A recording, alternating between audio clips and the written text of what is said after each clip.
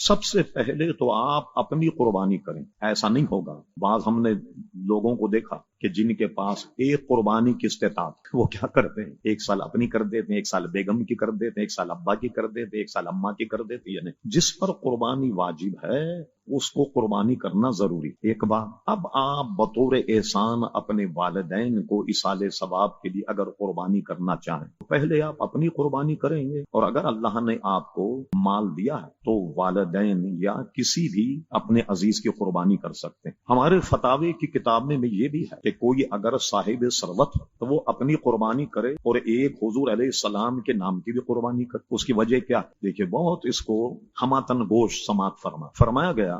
जब आदमी कुर्बानी करता है तो उसके एक एक बाल के बदले नेकी, और कल कयामत में पुल सिरात वो अपने साहिब को बिठाकर पुल सिरात की राह तय कराई, वो बेशुमार उसके फजाइल। अब जब हुजूर अलैहिस्सलाम ये इरशाद फरमा रहे, वो साहबा कराम जिन्हें एक वक्त खाने को मिलता दूसरे वक्त नहीं, उस असहाबे सुफ़ा पानी पीकर सहरी करते, पानी पी के इफ्तार कर लिया कर। कभी कभी जब हुजूर की खिदमत में कोई हदिया आता तो शायद सबको कभी एक खजूर आ जाती या आधी आधी खजूर भी आ जाती। उनका मत में नजर क्या, वो कमाते नहीं, कोई मेहनत नहीं करते। हम वक्त हुजूर के दरबार में बैठे होते कि चबूतरे पर, जिसका नाम सुफ़ा। जब भी हुजूर निकलेंगे हुजूर की खिदमत पर रहेंगे, हदीसें सुनेंगे, दीन सीखेंगे, और ये काम उनका था। अब सवाल ये हुआ कि जो कुर्बानी के फजाइल और मनाकिब, तो मालदार आदमी कमाएगा, ये तो मालदार आदमी के लिए। अब गरीब के लिए क्या, जब उसके पास पैसे नहीं, वो क्या कुर्बानी करेगा? हुजूर अलैहिस्सलाम ने एक मेंढा मंगाया जो चित कबरा था, सियाही में देखता था, सियाही में बैठता था, सियाही में चलता था,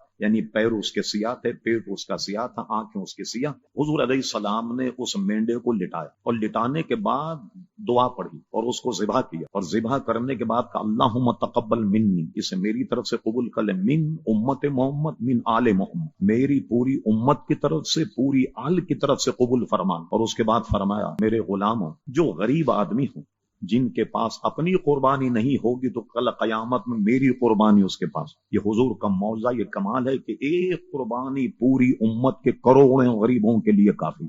अब उलमा फरमाते तरीका ये है, जब अल्लाह ने हमें माल दिया, अपनी कुर्बानी करें, एक हुजूर अलैहिस्सलाम के नाम की भी करेंगे जिन्होंने अपनी उम्मत पर इतनी मेहरबानी।